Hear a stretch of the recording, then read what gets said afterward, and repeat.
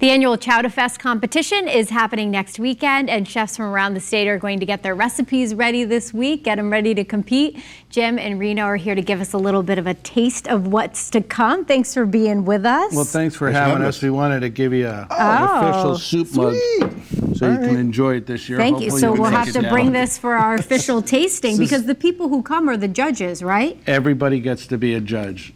Old kids and little kids alike. Very nice. And you're from the Chowdafest, you're the organizer, so tell us a little bit about what people can expect. I'm the inventor. I've been the one that's been running it all these years.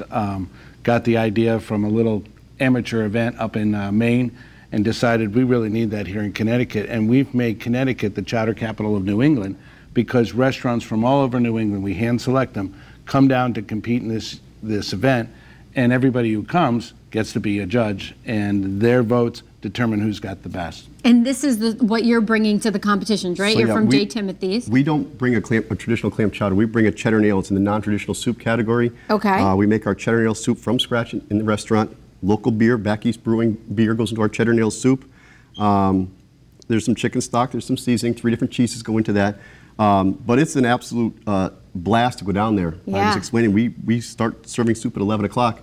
We didn't pick our heads up until 2 o'clock. There's so many people. It's a sea of people, but it goes by quickly, and it's certainly delicious. I mean, you can go anywhere from a cheddar nail soup to a short rib chowder. Wow. To the New England, the Rhode Island, some Manhattan chowders that you expect. The traditionals, a truffle mushroom bisque. I mean, it's an amazing event. It's a culinary experience. And then we have other aspects of it. We have an Italian section we call Chowdafest, and then we have a Mexican section, a beverage section, and a dessert section. So when you go there, you better come early. You definitely come hungry because you don't leave that way. Don't eat breakfast that day, right? Sure. This is breakfast and lunch, and quite frankly, dinner. And dinner too, yeah. So there's 5. What are the 5 different categories? There's the classic New England clam chowder. Okay. Clam chowder that everybody expects this to be. Yeah. We have traditional clam chowders, which is just reserved for Rhode Islands, Manhattans, and what we call shoreline chowders. They're blends, like a Rhode Island and New England together. Okay.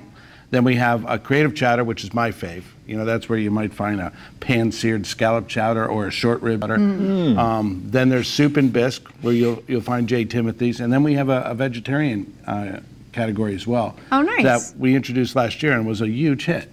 And you did pretty well with this soup last year, right? Last year was our first time down. We took 3rd place. We were really happy about that. I mean, we're driving an hour and 15 minutes. A lot of places, people down there didn't even know where Plainville was. So that was really good for us. But like I said, he was right. We went out, the amount of soups that are out there, the creativity that's out there is incredible. Chefs, get outside their comfort zone, their normal cooking standards and say, let's have some fun with this. Yeah. So. What's really cool about all the chefs is that collectively they get along with everybody, but secretly in their head they're thinking the other guy, plus they're thinking the other guy can't even boil water. So it's a great competition. We actually invite one restaurant outside of New England, and they come all the way from Seattle. Oh, wow.